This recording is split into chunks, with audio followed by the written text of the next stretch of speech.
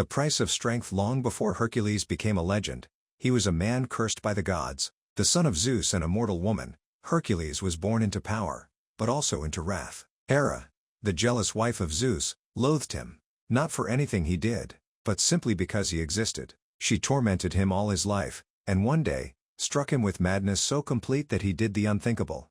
He killed his wife, his children, his own blood. When Hercules came to his senses and saw what he had done, grief consumed him. He begged the gods for punishment or forgiveness. What they offered instead was redemption.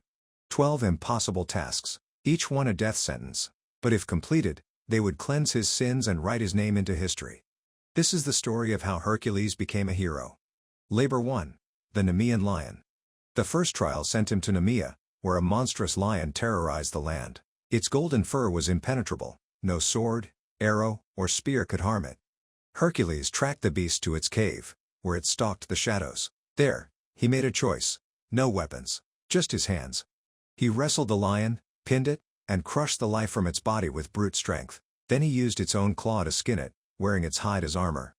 A message was sent: no beast, no curse, no fate would break him. Labor 2. The Hydra of Lerna.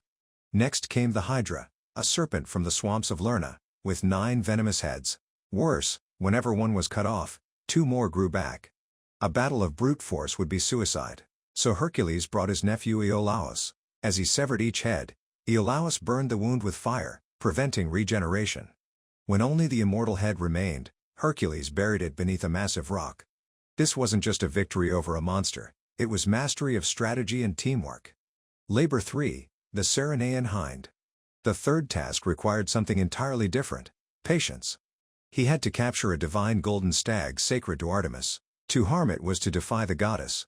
So Hercules chased it, not for days or weeks, but for an entire year, through forests and rivers, never giving up. At last, he captured it unharmed and gained Artemis's respect. Lesson: sometimes, the strongest move is restraint.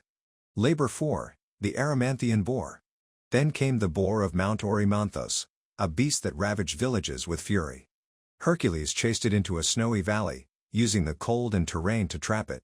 He bound it and carried it alive through the mountains, smiling grimly when King Eurystheus cowered in fear at its sight. Each trial wasn't just physical, it was psychological. Hercules turned terror into triumph. Labor 5. The Augean Stables. Now, something truly revolting. Hercules was ordered to clean the Augean stables, home to thousands of cattle, untouched for decades. No mortal could clean it in a month, let alone a day. So Hercules did what no one expected. He rerouted 2 mighty rivers through the stables, flushing them clean in hours. When brute force fails, innovation prevails. Labor 6. The Stymphalian Birds. Dark-winged birds with metallic feathers attacked from the skies, hiding in a lake's thickets. This time, Hercules used a divine rattle, crafted by the god Hephaestus, to flush them out. Once in the air, he shot them down with precision. Even heroes use tools. Wisdom is might. Labor 7. The Cretan Bull. A wild bull from Crete, sent by Poseidon himself. Hercules faced it directly. No tricks, no weapons. He wrestled the divine beast into submission and delivered it, unbroken. Lesson: face fear as it is. No armor, no delay. Labor 8. The Mares of Diomedes. These horses were no ordinary beasts, they fed on human flesh. Hercules subdued them by slaying their master, Diomedes, and letting them taste their owner's blood. Satiated and calmed, the mares were finally controllable. Sometimes, to end a threat, you must destroy its source. Labor 9. The Belt of Hippolyta. Hippolyta, queen of the Amazons, offered her magical belt peacefully. But Hera, ever vengeful, sowed discord. A war erupted. Hercules, unwillingly, fought and claimed the belt. A diplomatic task twisted into battle, and he adapted once again. Life rarely unfolds as planned. Victory demands flexibility. Labor 10. The Cattle of Geryon.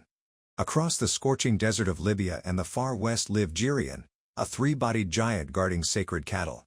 Hercules crossed the land, split mountains to form the Pillars of Hercules, defeated Geryon, and returned with the cattle. This was more than strength, it was endurance. Labor 11. The Apples of the Hesperides. Guarded by a 100-headed dragon and hidden at the edge of the world, the apples of immortality were unreachable. So Hercules convinced Atlas, the titan who held up the sky, to fetch them for him. When Atlas returned, he tricked the Titan into taking back the burden and left with the prize.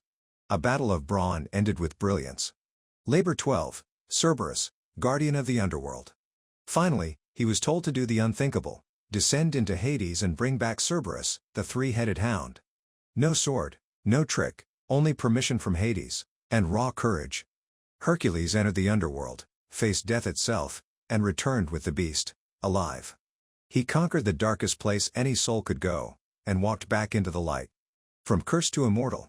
Hercules completed the 12 labors. He paid for his sins. He suffered more than most gods ever dared.